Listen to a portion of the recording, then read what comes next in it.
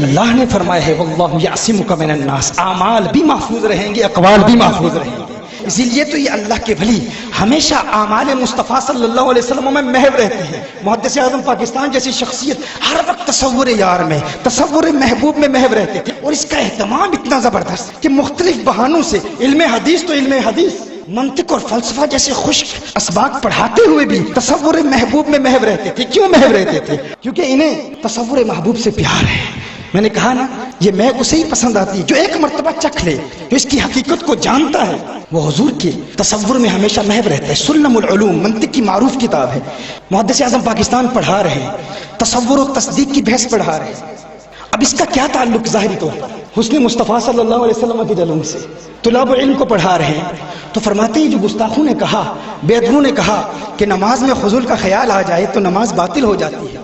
فرمایا یہ کیسے کہتے ہیں؟ کیا نماز میں اذکار نہیں ہے؟ کیا جب آپ نماز پڑھتے ہیں تو اللہم صلی علی محمد نہیں پڑھتے؟ کہا یہ تو منطق کا ہر طالب علم جانتا ہے کہ تصدیق بغیر تصور کے اس کا وجود ہی نہیں ہوتا.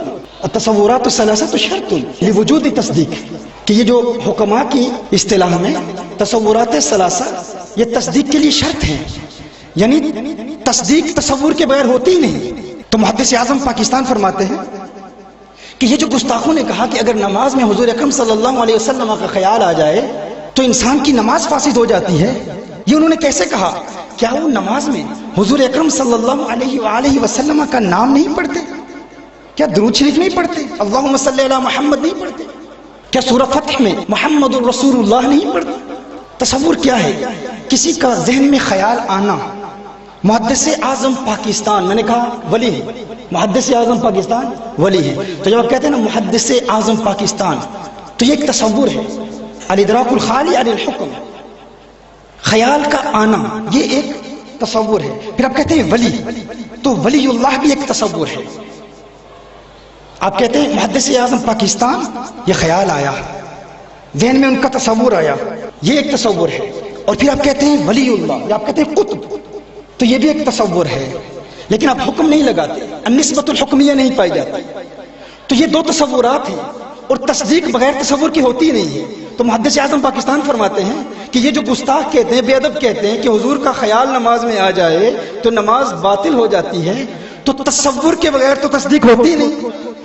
تصور کے بغیر تو تصدیق ہوتی نہیں. میں آپ کو اپنی زبان میں آسان الفاظ میں یہ منطقی اصطلاحات سے ہٹ کر بتا دیتا ہوں. گویا کہ محدث اعظم پاکستان فرما رہے ہیں کہ دیکھیے ایک تصور ہے، ایک تصدیق ہے. تو ذرا گستاخوں سے یہ پوچھو، بے ادبوں سے یہ پوچھو کہ تم نماز تصدیق کے لیے پڑھتے ہو یا تکذیب کے لیے پڑھتے ہو؟ جب نماز میں اذکار آتے ہیں تو یہ اذکار، یہ قرآن کریم کی آیات، یہ تکذیب کے لیے پڑھتے ہو یا تصدیق کے لیے پڑھتے ہو؟ آپ سمجھ رہے ہیں میں کیا عرض کر رہا ہوں؟ کوئی اس کو بنیاد بنا کر، چونکہ دنیا بھر میں لوگ ہماری بیانات سنتے ہیں، تو کوئی اس بنیاد پر محدث اعظم پاکستان پر اعتراض نہ کر دے. اس لیے میں وضاحت کرنا چاہتا ہوں، یہ میں اپنے جملوں میں بات سمجھانے کی کوشش کر رہا ہوں کہ محدث اعظم پاکستان گویا کہ یہ فرما رہے ہیں کہ نماز میں جب تم یہ اذکار پڑھتے ہو، قرآن کریم کی آیات پڑھتے ہو، تو بتاؤ جب تم پڑھتے ہو محمد رسول اللہ، محمد کا تصور آئے گا نا، رسول اللہ کا تصور آئے گا نا. اور تصدیق کے لیے تصور شرط ہے. لا یوجد تصدیق بلا تصور، کہ تصور کے بغیر تصدیق کا وجود ہی نہیں ہوتا. تو بتاؤ جب تم نماز میں یہ اذکار پڑھتے ہو تو تصدیق کے لیے پڑھتے ہو یا تکذیب کے لیے پڑھتے ہو؟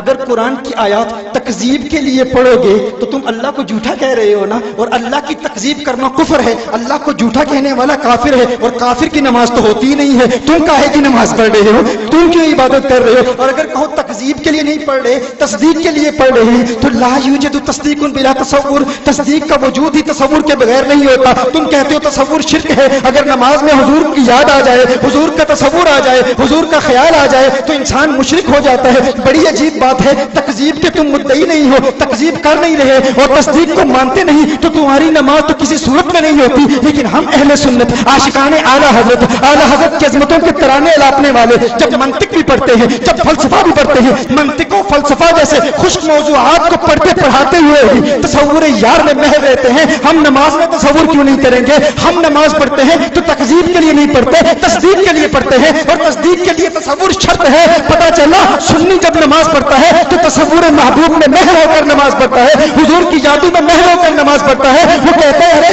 میں تو خارج از نماز بھی ہمیشہ آقا کی یادوں میں مست رہتا ہوں، آقا کے حسن کے جلووں کو دیکھتا رہتا ہوں. نماز میں تو ایک اور بہانہ مل نماز میں تصدیق بھی کرنی ہے، تصدیق کے لیے تصور ضروری ہے. اب نماز میں تو اور آقا کا خیال آئے گا، آقا کے جلوے میں اور محو جاؤں گا. گویا کہ وہ کہتا ہے دل میں، جگر میں، آنکھ میں تصویر ہی تو رہے، اس کے سوا نہ دل میں کوئی یار نہیں رہے. اس اہتمام میں شوق میں سجدے کروں گا، تیرا خیال آئے تو دل باغ رہے. اور جنت میرے نصیب کی وائز تو بخش دے، میرے کفن میں گیس ہوئے جانا کی بو رہے. میرے کفن میں گیس ہوئے جانا کی بو رہے.